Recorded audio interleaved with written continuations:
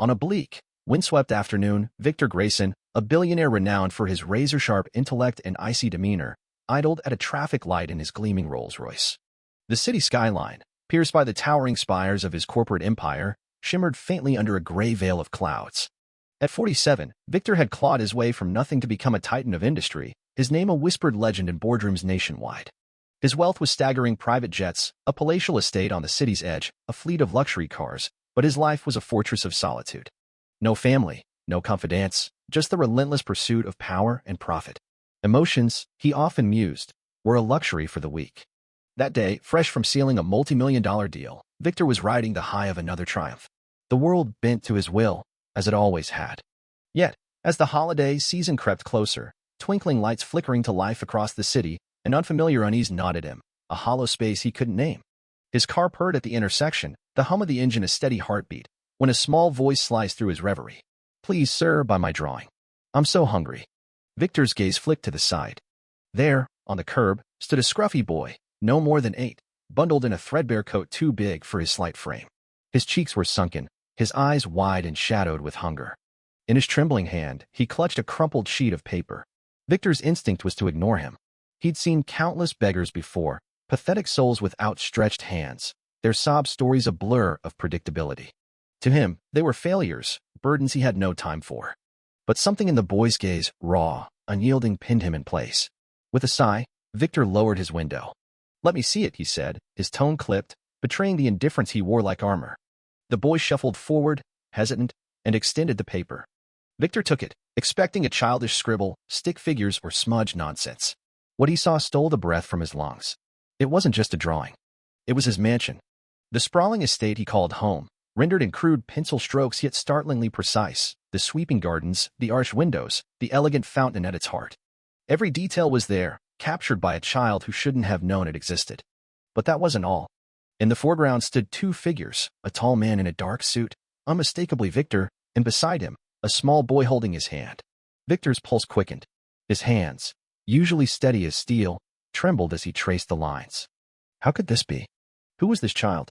He forced his voice to remain calm. "Where did you learn to draw this?" The boy scuffed his worn shoes against the pavement, eyes downcast. "I don't know, sir.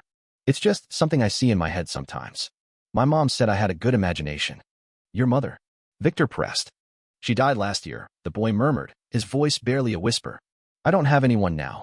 I just wanted to sell this to get some food."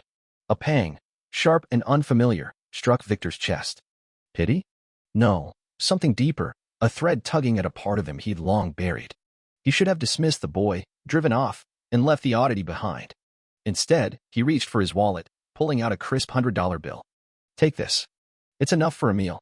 The boy's eyes widened, but he shook his head. "I can't take it for free, sir. You have to keep the drawing." Victor paused, then set the paper on the passenger seat. "Fine," he said, handing over the bill. The boy's face lit up with a fragile, grateful smile. "Thank you, sir. Thank you so much." Before Victor could respond, the light turned green, and impatient honks jolted him forward. As he drove away, the boy's silhouette shrank in the rearview mirror, but the drawing lingered in his mind like a ghost. That night, in the cavernous stillness of his mansion, Victor sat by the fireplace, the sketch spread before him on a polished oak table. The flames cast flickering shadows across the paper, making the penciled figures seem to move. It was too uncanny, too personal to dismiss as chance. The mansion, the man, the boy, they stirred memories he'd locked away decades ago. His own childhood had been a battleground of poverty and loss. A mother gone too soon, a father drowned in liquor and despair.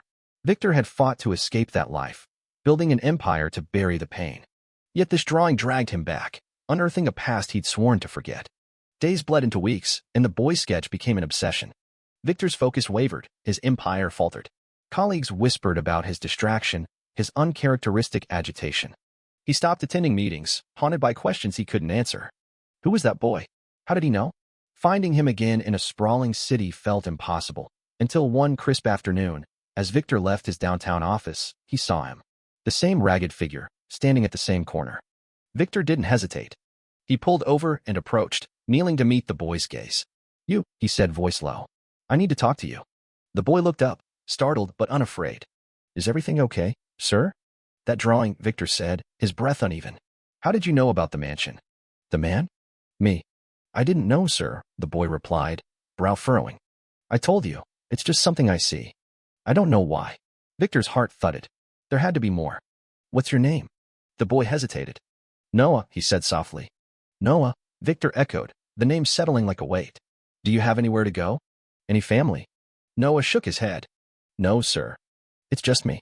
In a decision that stunned even himself, Victor spoke without thinking. Come with me. Noah blinked. Where, sir? To my house. I think we're connected somehow. I need to know why. When Victor brought Noah to his estate, his staff stared in disbelief. The cold, untouchable billionaire showing kindness to a street urchin? It was unthinkable. Yet Victor felt a pull beyond charity, a need to unravel the mystery of this child. As Noah settled in, strange patterns emerged. He gravitated to forgotten corners of the mansion, rooms Victor rarely entered, staring at walls or furniture as if they whispered secrets. Then, one night, Noah's quiet voice shattered the silence. Sir, he began, tentative, do you know about the boy who lived here before? Victor froze. No child had lived here in years, not since. But how could Noah know? What boy? He asked, his throat tight. The one who played in the gardens, Noah said, his gaze distant, as if peering into another time. He was happy here, until he wasn't. Victor's mind reeled. There had been a boy, his son, Daniel, lost to a devastating accident decades ago. A secret so buried that even his closest allies knew nothing of it. The grief had nearly destroyed him, so he drowned it in work, in wealth, in control. But Noah's words ripped the wound open. The loss, the guilt, the regret. How do you know this? Victor demanded, voice cracking. Noah met his eyes, steady and haunting. I don't know, sir. I just feel it. In that moment, clarity crashed over Victor like a wave. Noah wasn't just a random child. He was a bridge, a living echo of the son Victor had failed, a chance to reclaim the humanity he'd forsaken. The boy in the drawing wasn't a stranger, it was Daniel, reaching across time through Noah's uncanny gift. In the weeks that followed, Victor's world transformed. He adopted Noah, giving him the home and love he'd never had. But the change ran deeper. The mansion, once a monument to his isolation, bloomed with warmth, laughter echoing down its halls, life breathing into its walls. Noah's presence mended Victor's fractured soul, teaching him that true wealth wasn't in skyscrapers or bank accounts. It was in the bonds we forge, the love we dare to embrace.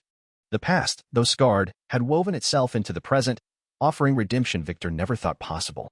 And in the end, it wasn't the drawing that altered his life, it was the heart it reawakened, through a boy who'd shown him the way back to himself.